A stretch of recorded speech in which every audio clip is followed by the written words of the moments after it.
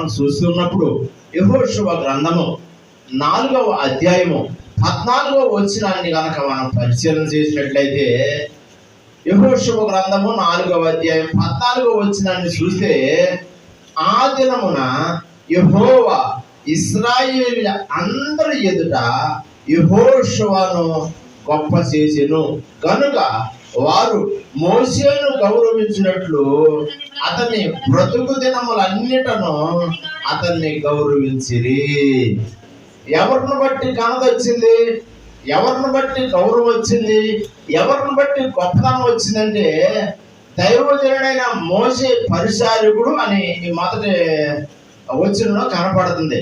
అయితే ఏమండి, దేవుడంట ఇశ్రాయేలీయుల ప్రజలందరి ఎదుట యెహోషువ గారిని గొప్ప చేసినట్లు వాక్య భాగం సెలవిస్తుంది. ఒకరిని హెచ్చిస్తానికి ఆయనకు అధికారం ఉంది, ఒకరిని తగ్గిస్తానికి ఆయనకు అధికారం ఉంది. మనం జీవిస్తున్న మన దేశంలో ఏమండి, కొన్ని సందర్భాల్లో ఒకడు పదవి ఉంటుంది, కొన్ని సందర్భాల్లో మరొక ఆయన పదవి ఉంటుంది. కారణం ఏంటంటే అది సమస్తము ఆయన ఆధీనంలో ఉందని మనం జ్ఞాపకం చేసుకోవాలి. దేవుని బిడ్డలమైన మనం, అయ్యో ఏంటండి ఇలా జరిగింది, ఎందుకు ఇలా జరిగింది, నేను ఆయన్నే గుర్తించాను, నేను ఆయనకే గౌరవించాను, లేకపోతే ఆయనకే నేను నా ఓటు వేసానని చెప్తారు. కానీ హెచ్చించేది ఎవరు? దేవుడు. ఏమండి, హెచ్చించేది దేవుడే కానీ మనుషులు ఎంత మాత్రము కూడా కాదు. ఈ విషయంలో ఏమంటే మనం పరిశీలన చేయాలి. దేవుని పిల్లలం కాబట్టి ఎవరన్నా ఏమండి తగ్గింపబడ్డారు అంటే, ఎవరన్నా ఏమండి ఘనత లేకుండా అయిపోయారు అంటే, దానికి కారణం ఏంటంటే ఆయన ప్రభు కృపలో లేడు. అందుకని ప్రభు ఆయన్ని ఏం చేశారంట?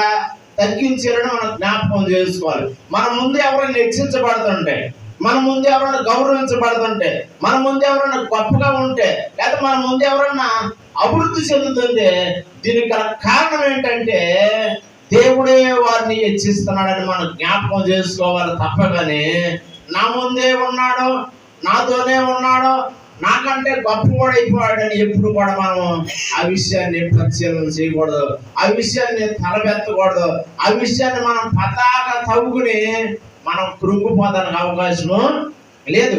ఇదే యెహోషువ గ్రంథము 6వ అధ్యాయము చివరి వచనం చూస్తే 27వ వచనంలో ఏమని రాయబడిందంటే, యెహోవా యెహోషువకు తోడయుండెను కనుక అతని కీర్తి దేశమంతటను వ్యాపించెను.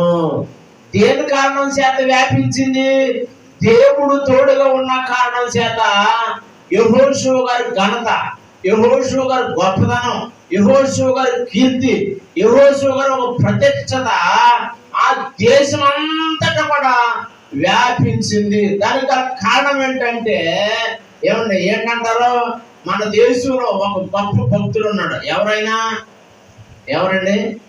మన దేశంలోనే ప్రపంచ దేశాలకు తిరిగిన ఒక ఆయన ఉన్నాడు. ఎవరైనా ఏమండి, ఆయన గొప్పగా చెప్పుకున్నారు. ఉన్నాడు భూమి మీద. ఎంత గొప్ప వ్యక్తి అయినా సరే, ఏమండి, ఎంత గొప్ప గనుడైనా సరే, ఆయనకి ఇవ్వబడిన సమయంలో, ఆయనకి ఇవ్వబడిన హద్దు దాటి వెనకనకు అవకాశము లేదు. సౌలు రాజు అనుకున్నాడు, నా ఇష్టమే, నేను చెప్పినట్టే నడవాలనుకున్నాడు. కానీ కుదిరిందా? కారణం ఏంటంటే సమూయేలుని పిలిచి, సమూయేలు ఇతను రాజుగా ఉండడానికి అవకాశం లేదు, ఇతను ఆజ్ఞలు పాటిస్తలేదు, ఇతను ఆజ్ఞలు అనుసరిస్తలేదు, ఇతను ఇష్టానుసారంగా జీవిస్తున్నాడు, కాబట్టి ఇతను తీసేయి, ఎల్లు, నీ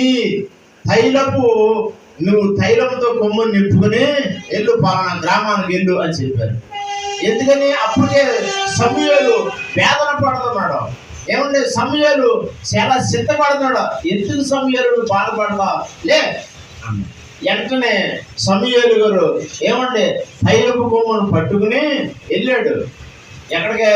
బెత్లెహేము గ్రామానికి వెళ్ళినట్టు మనం చూస్తాం. మనం యోసేపు గారిని చూసినట్లయితే 39వ అధ్యాయంలో ఎన్ని శ్రమలు పడ్డాడు ఆయన కదండి. ఆదికాండం 39 అధ్యాయంలో ఎన్నో శ్రమలు అమ్మివేయబడ్డాడు. ఏమంటే అక్కడి నుంచి వేరే ఆయన కొనుక్కున్న తర్వాత ఆయన ఇంట్లో చక్కగా కొనసాగుతున్న సందర్భంలో అక్కడ కూడా సోదరులు అయినాయి.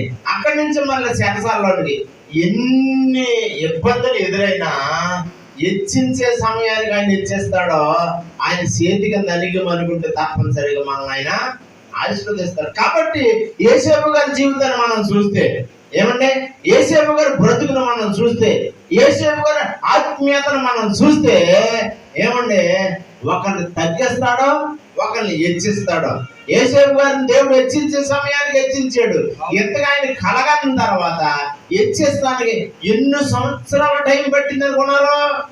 చాలా మంది దర్శనాలు వచ్చిన తర్వాత దేవుడు నాకు దర్శనం ఇచ్చాడండి, దేవుని దర్శనాన్ని పొందుకున్నాను నేను, కానీ ఏ కారణం చేత అభివృద్ధి చెందలేకపోయాను నేను, ఆ దర్శనం నా జీవితం ఎందుకు నెరవేరలేదని కలత పడతా ఉంటాం. ఏం పడతాం? కలత పడతా ఉంటాం. కారణం ఏంటంటే మానవ స్వభావం మనలో ఉండిపోయి మనం అభివృద్ధి చెందలేని స్థితిలో ఉంటాం. యేసేపు గారికి దర్శనం వచ్చిన తర్వాత, యేసేపు గారికి కళ వచ్చిన తర్వాత ఎన్ని సంవత్సరాలకే అది నెరవేరింది? ఇంచుమించుగా ఏమంటే 17 సంవత్సరాల తర్వాత నెరవేరింది. కారణం ఏంటంటే ఆయన కళ వచ్చేటప్పుడు 17 సంవత్సరాలు, ఆయన మంత్రి అయ్యేటప్పుడు 30 సంవత్సరాలు, అంటే 13 సంవత్సరాల కాలం గడిచింది. ఏమంటే ఆ తర్వాత 7 సంవత్సరాల అభివృద్ధి, ఆ తర్వాత కరువు వచ్చింది.